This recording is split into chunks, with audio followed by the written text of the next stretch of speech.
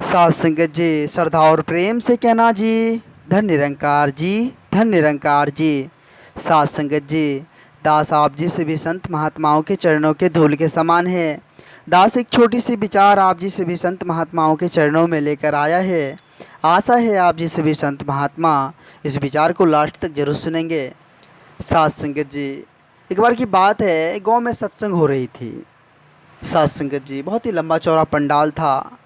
गांव वाले भी सात संगत जी सत्संग में बैठे हुए थे। बहुत ही दूर दराज के संत महापुरुष आकर अपनी अमृतवाणी का वर्षा कर रहे थे। सभी सात संगत जी सत्संग का आनंद ले रहा था। सात संगत जी सत्संग के मंच से सात संगत जी गुरुवर ने कहा कि इस पंडाल में जितने भी संत महापुरुष बैठे हुए हैं, अगर इनमें से किसी को किसी भी चीज़ की कोई तकलीफ़ हो या फिर ज़रूरत हो तो आप निसंकोच आज बोल सकते हैं। सात संगत जी गुरुवर सभी को हाथ खड़ा करने के लिए कहे।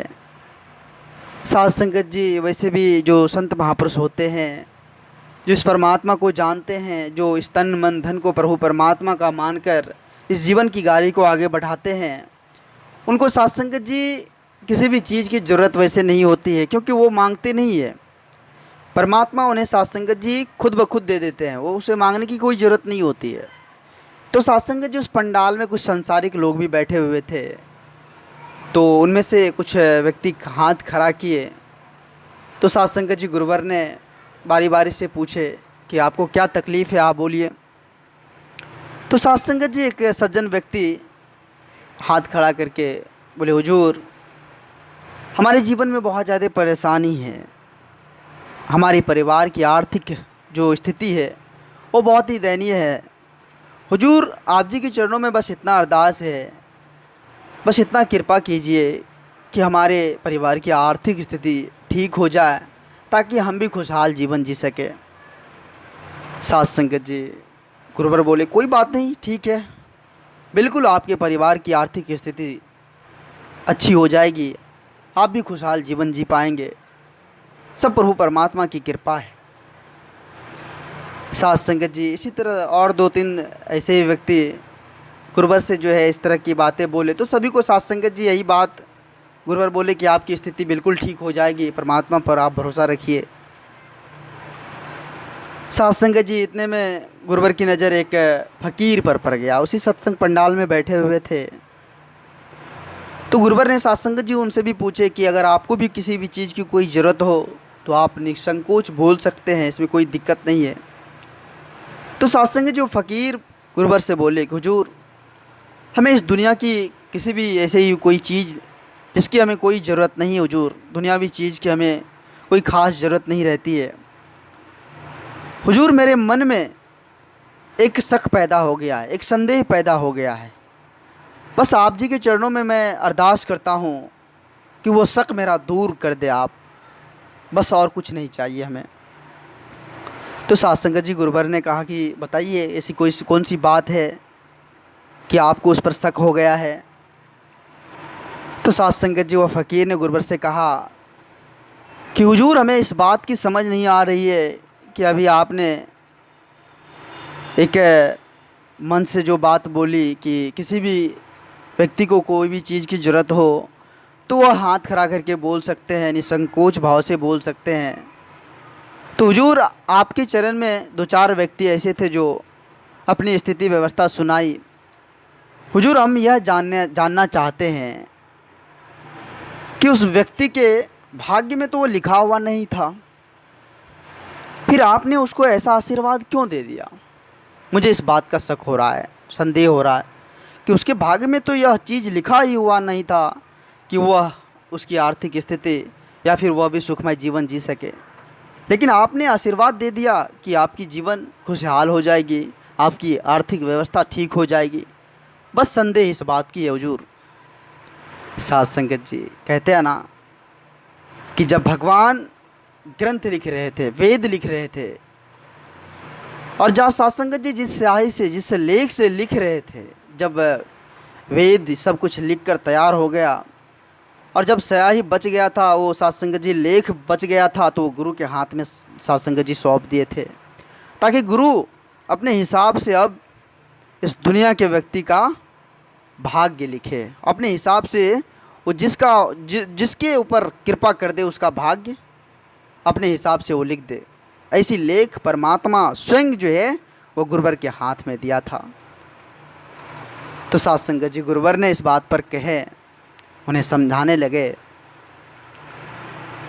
कि परमात्मा ये सब उस परम धाम, उस परम सत्ता, उस पार ब्रह्म परमेश्वर की कृपा है।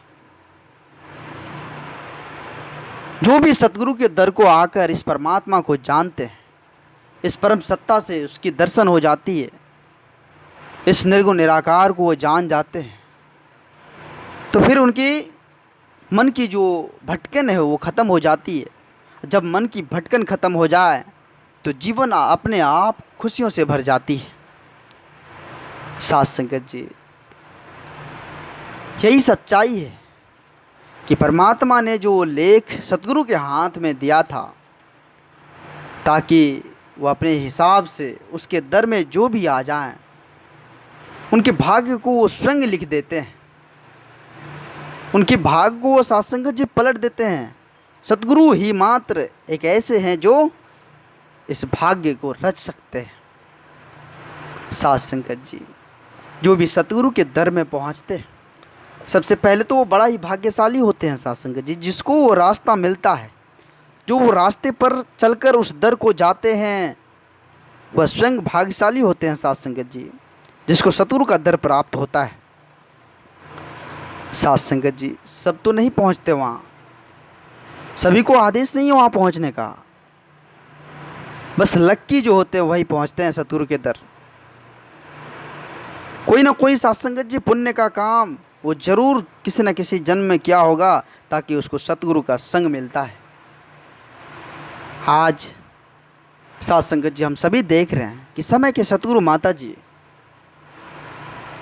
साध संगत जी ज्ञान की ज्योत चारों तरफ जगा रही है ताकि इंसान खुद को पहचान सके, ताकि इंसान को खुद की पहचान हो जाए और इस संसार को इंसानियत की निगाह से देखे। साध संगत जी आज समय के सतगुरु माता जी कहते हैं कि एक को जानो, एक को मानो और एक हो जाओ। साध संगत जी इस परम सत्ता को जानकर, इस निर्गुण निराकार को जानकर, इस तत्व को, इस सत्य को जानकर अगर साध संगत जी हम अपने जीवन की गाड़ी को आगे बढ़ाते हैं तो हमारे जीवन में साध संगत जी वो परेशानियां कभी नहीं आती है, क्योंकि सब कुछ उस परमात्मा पे रहते हैं, क्योंकि सब कुछ हम परमात्मा को सौंप चुके हैं। इस तन मन धन को परमात्मा के ऊपर सौंप चुके हैं ताकि परमात्मा जो करते हैं वही हमें स्वीकार है। इस ज्ञान की प्राप्ति के बाद साध संगत जी ऐसी मनसा हो जाती है तो साध संगत जी हम इस सुंदर तन को पाकर क्यों अंधकार की ओर जा रहे हैं। जो साध संगत जी भाग्य विधाता है, जो साध संगत जी भाग्य लिखने के लिए बैठे हुए हैं, आज उसके दर साध संगत जी खुला हुआ है।